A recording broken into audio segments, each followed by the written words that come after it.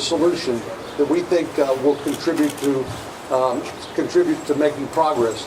And I'm very, very glad to be here with all of my colleagues today, but particularly Senator Sinema, who's been a great partner as another border state senator. And let me turn the microphone over to her right now. Senator Sinema. Well, thanks so much, Senator Cornyn. First, I want to say that it's been an absolute pleasure to join Senator Cornyn and my colleagues from the House and all of you in this community to come and visit the RGB. As Senator Cornyn said, he and I have spent several days together, both in Arizona and here in Texas, learning more about the challenges that our country faces in the failure of the federal government's job to regulate immigration and solve the crisis over most of my lifetime. As a child of the border, born and raised in Tucson, Arizona, my experience with the border is significant. But it's important to note that the challenges that we face in Arizona are different in some ways, or in other ways, to the challenges that they're facing at all.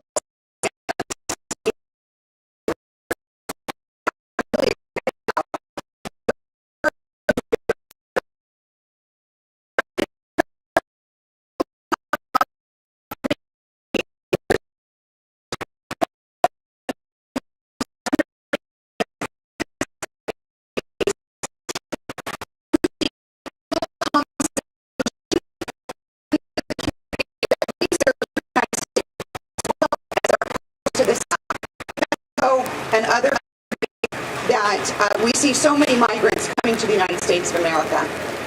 As I heard one of our great Border Patrol agents say today, the president of the Border Patrol Council, say, we all love legal immigration, and we do not like illegal immigration.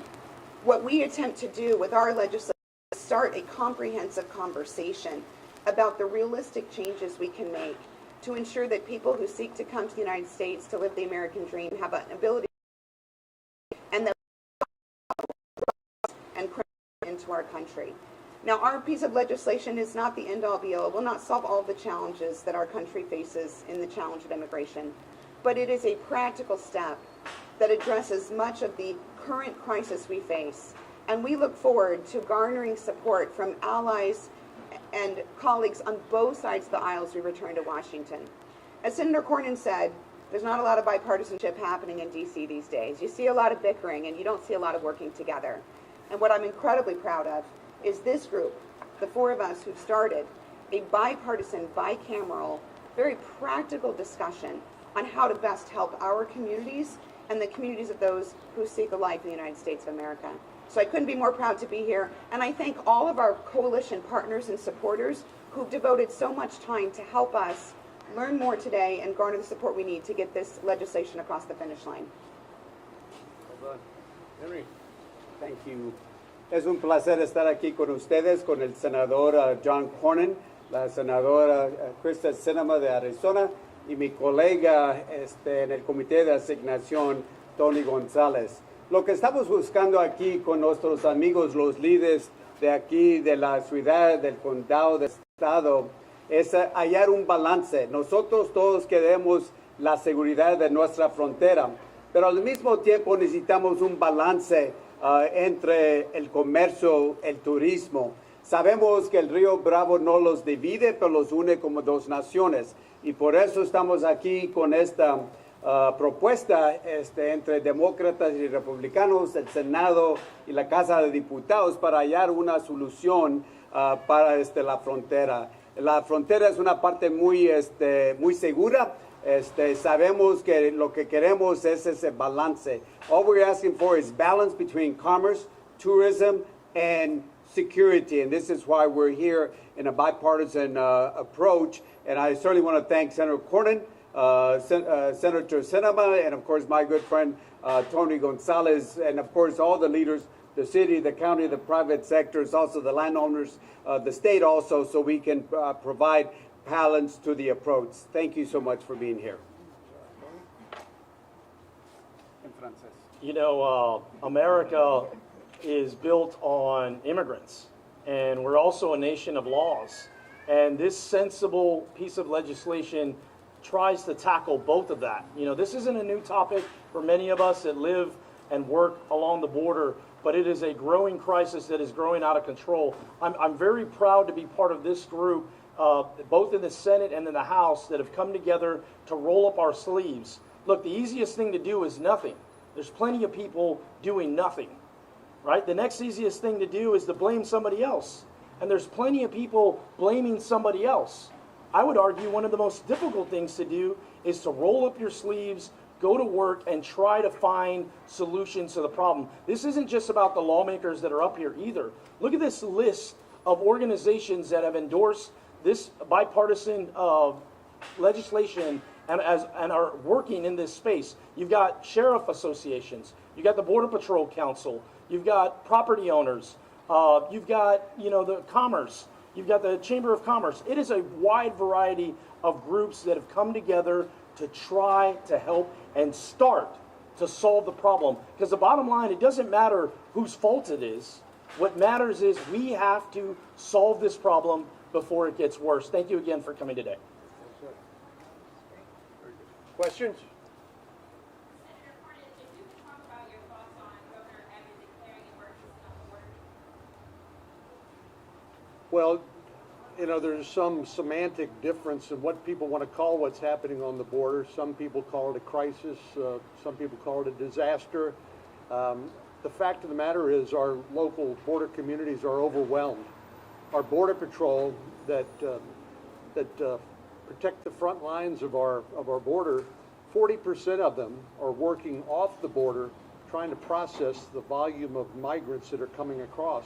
They, of course, want to make sure we are compassionate, we take care of, for example, the unaccompanied children. But what that means is when that 40% of the Border Patrol is off the front lines, that the criminal organizations that traffic in human beings and traffic in drugs can move huge volumes of drugs across the border. Last 12 months or so, about 80,000 Americans have died through drug overdoses. Many of those drugs come across our southwestern border. So I don't care what you call it, but it's not normal. It's not good. It's a bad thing and something we need to fix. And so you can call it a crisis or a disaster, but I think it's something we have to attend to. Senator Cornyn, your legislation proposes a special docket to take care of all these cases. But last Friday, the federal administration already announced they are doing a special docket and that they are easing some of the restrictions so that they will allow 250, 300 migrants. How's your legislation different and what do you propose? Well, I appreciate the administration taking a look at our proposal and adopting some of the ideas. In particular, we think it's really important to give people who have immigration rights to be able to get in front of a judge and to present their evidence and make those claims. Right now, that's not possible because they are given a notice to appear months and maybe years in the future. This is what our Border Patrol friends call catch and release. It's been shown time and time again to encourage more people to come and not to deter people who don't have legitimate claims. So we simply want to make sure that people who do have legitimate claims, for example, to asylum, can get in front of a judge, make those claims, and come to our country as our laws provide. But for those who do not have legitimate claims, they need to be deterred from taking that dangerous journey in the first place. If I could also add to that, an important part, both Senator Cornyn and I are attorneys, although recovering. And one of the things that's important to know about the docket and allowing people to get their cases adjudicated more quickly is that when you do that, those who have claims that are valid then receive paperwork that allows them to remain in the United States forever with a path to citizenship. But if you don't give someone a time to get in front of a judge relatively soon, they may, more than 50%, never appear in front of a judge, which means they never hear their claims, they never get the paperwork to become legal residents or citizens, which means they live the rest of their lives in fear, without any proper paperwork and in possible chance of deportation. That doesn't solve their problem. So if someone did leave their country because of fear of persecution or death, they want to get in front of a judge. We want to get that case decided so they can start a new life free from fear. And that's a big part of what this process is.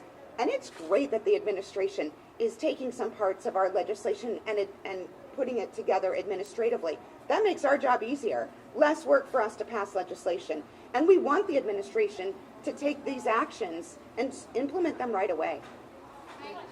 Yeah, let me just add to this. Yeah, I'm glad that the administration is taking our idea. It doesn't go far enough because they're looking at bringing cases in 300 days. That's 300 days. We want to do it earlier than that, and what we need is to add more immigration judges. We've added immigration judges. That's something that the administration has also supported, and we added it. The only thing is we got to have the judges on the border because this is where the cases are at, and we need to get more judges on the border. And I'll tell you why. If you have 100 people that ask for immigration, that is asylum, an immigration judge will grant 12% of them, and 88% are going to be rejected. So why are we letting folks in when only 12 of them should be told bienvenidos or whatever language they might be using? So as it's been said, yes, the administration has taken some of our ideas, and I'm glad that they're taking some of the ideas, and hopefully they'll take more of those ideas and implement them. Let me just add one thing, because I don't want to forget to say this because it's very important to me, and I know to everybody here. This last year has been a tough year for a lot of people, not just in the United States, but in Mexico and elsewhere. And we've taken extraordinary steps to protect the public health. You've heard of Title 42, which has restricted cross-border traffic to so-called essential trade and other traffic.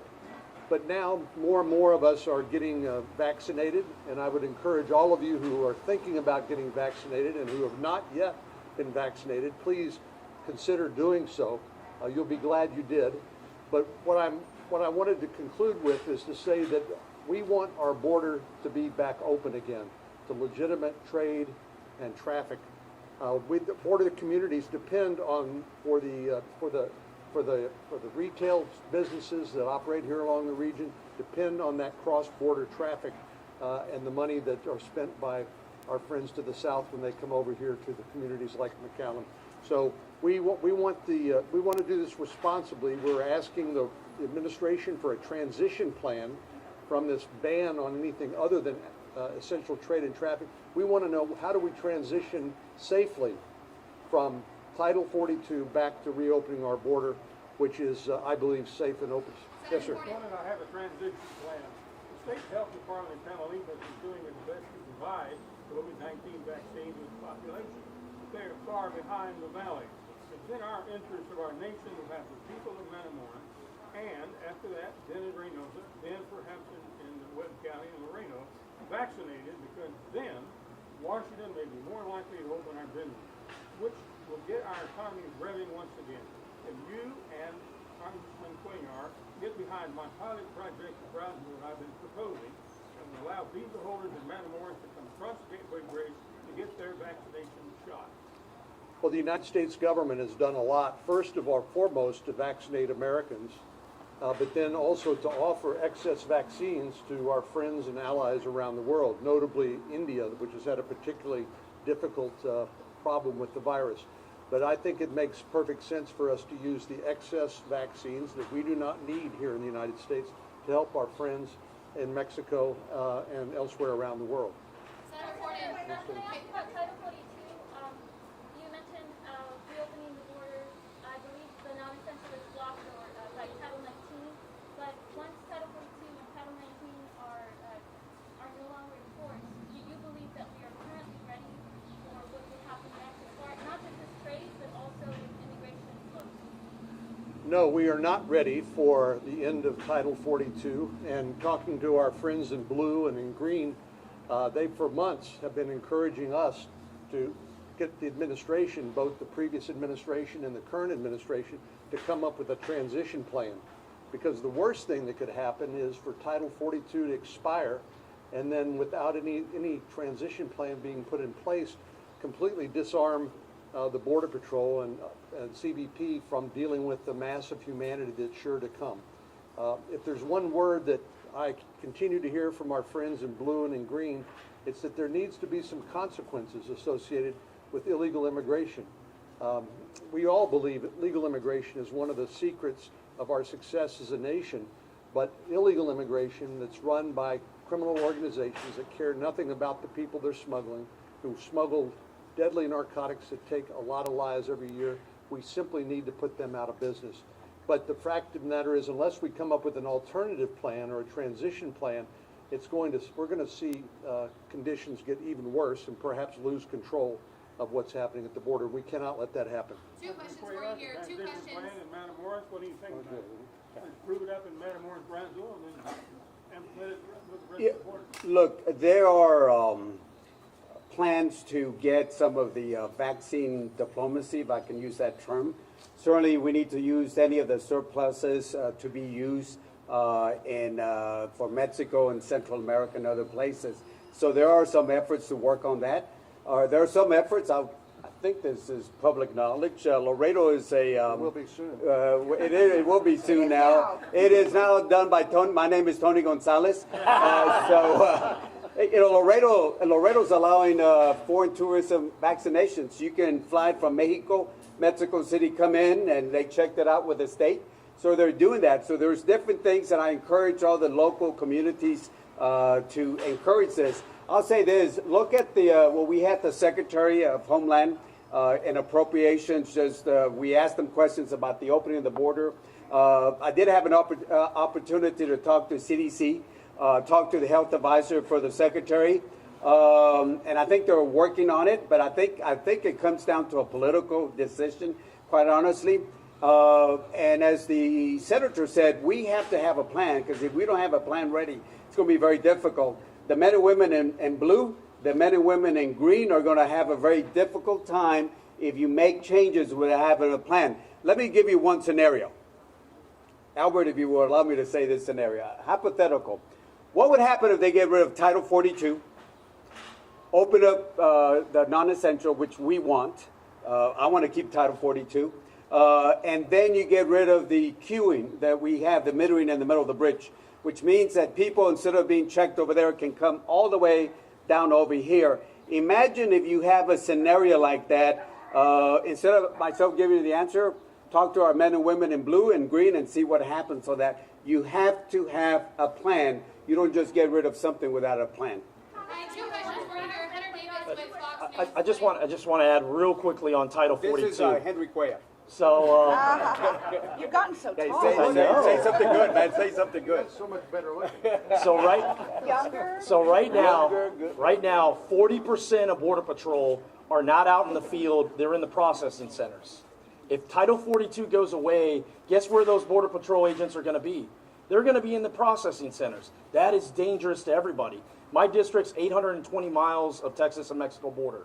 In Del Rio and Eagle Pass in particular, they're at a saturation point where they're at a catch and release stage. Guess what? That's not good for anybody. It's not good for the migrants. It's not good for the agents. It's not good for the community. There has to be a plan in place. When Title 42 goes away, the administration has to have a plan in place. Otherwise, as bad as things are now, things will only spiral out of control. The floodgates will open wide open, and we have to talk about that now, not afterwards when it's too late. Hi, Heather Davis with Fox News. Got two questions for you. First, One last question. Yes, ma'am. Got two questions for you. One question, ma'am. One Yeah. question. Which one? Part A, Part B. Make it a compound question. It's a follow-up, so it's one question. Okay. So, first, any reaction to the boy that was dropped off by smugglers in El Paso? Any reaction to that? For any of the senators? Five-year-old boy. Yeah. Tony, I'm not familiar No. with it. You are, right? You can take this. Yes, yeah. Look, my district's just in El Paso County. Sadly, we've seen this story over and over again. You know, you have a 5-year-old boy holding a teddy bear, kind of left behind from this group. It's a humanitarian crisis, however you want to look at it, and it's unfair to everybody, including that 5-year-old boy that's coming across. And this story is not unique. We have over 20,000 unaccompanied children that have a very similar story. Guess who's tracking them? Part of what this bill does, it tracks the unaccompanied children after they leave. I mean, that's an important piece of this legislation as well. We can't forget these children. Regardless of their legal status, we can't lose sight of them. And lastly here for Senators, Go ahead. Well, just to follow up on this point about unaccompanied children, our legislation ensures that when children are placed with sponsors around the country, that these are individuals who are known to not have criminal records, who are not abusers, so that we have more ability to know that these children are in safe circumstances. Right now, we don't have that security. We can't track these kids for more than 1 month after they leave these facilities. We had an opportunity to visit an unaccompanied children facility today, which I might add is being run in conjunction with Chicanos por la Causa, which is an amazing organization. From Arizona. From Arizona. But these children, we saw children who were toddlers, tiny children, who were all alone. And to know that when they leave these facilities and get placed with a sponsor around the country, we have no idea what happens to those children after that. And that's one of the dangers that comes from ending Title 42 without a plan in place, is more of these children will be left abandoned and in unsafe situations. And my follow-up, Thank you very much. I appreciate y'all coming out today. Thank you again. Okay. No, it was good. Thank you. I appreciate it. Wonderful. I love it. Thank you, guys.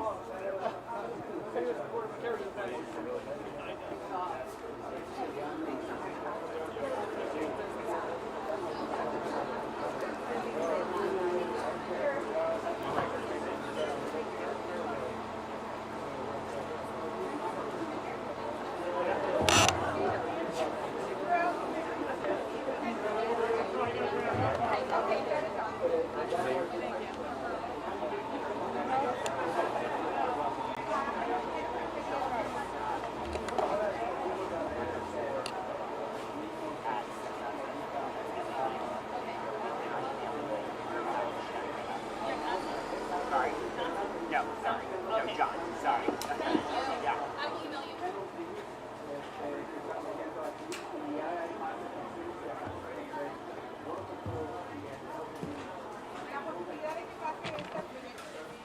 Sarah? Hunter. Yes. I can be Sarah. What do you need? Paige reached out today. So we're the right people. It's Cornyn Gonzales. Oh, hi, Congressman. How are you? Great. How you doing? Did you have fun today? Yeah, great. How's it been since last time I saw you? Oh, I guess my- that was exactly. what, like a month now? I know. It's been nonstop at the border. Yeah. How many times have you come to visit now? Oh my goodness. This week? Let's start there. Like I literally have seen maybe 8 of these unaccompanied children facilities everywhere. Yeah. Let me heartbreaking. let me zoom out here just. real quick. I have a question for, you're Yes, doing an yes, interview. Yeah. Sorry. Yeah. So just wanting to ask briefly, Yes. if you could just give us some context to your tour today, since we weren't included in that inside portion. Yeah, we did a wide variety of things. You know, one, we met with Border Patrol agents to hear firsthand what is happening on the ground. I think that's so very important to share their story. Things are getting just spiraling out of control. You know, the number of apprehensions, the number of sex offenders that are coming through. Over 1,200 folks with different records. It's very frightening. The number of methamphetamines and drugs, fentanyl, all that's very scary, along with the migrant situation. I mean, it's all continuing to spiral. That's part of it. We're here at the port as well, and we also visited an unaccompanied child facility as well to see how HHS was running the Donna facility there. And just talking about Title 42, that was a point of conversation